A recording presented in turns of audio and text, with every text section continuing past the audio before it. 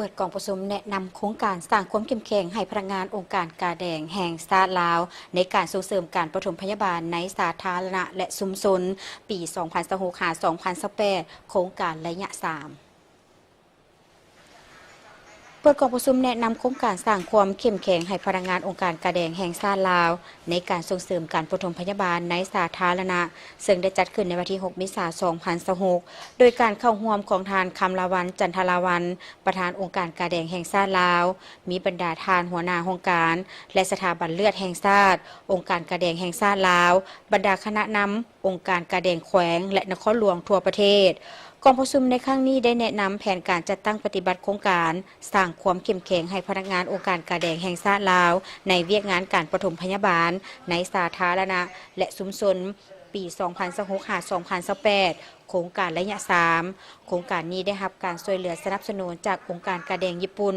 โดยผ่านสหพันธ์กาแดงและซีกวงแดงและซีกวงเดือนแดงสากลซึ่งกิจกรรมดังกล่าวได้จัดตั้งปฏิบัติอยู่ใน 17 แขวงและนครหลวงเวียงจันทน์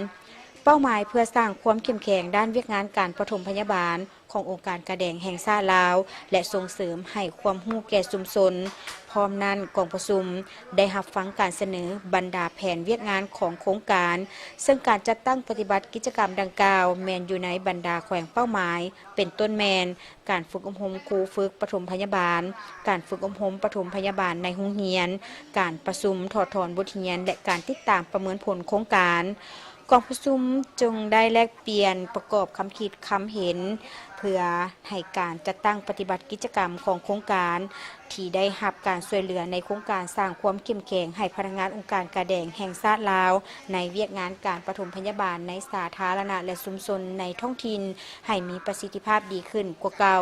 ในโครงการนี้องค์การกาแดงแห่งชาติลาวได้มีการค้นคว้าและสมทบกับภาคส่วนที่เกี่ยวข้องของศูนย์กลางและท้องถิ่นได้มีความเป็นเอกภาพคัดเลือกเอาบรรดาแขวงเป้าหมายในขอบเขตทั่วประเทศ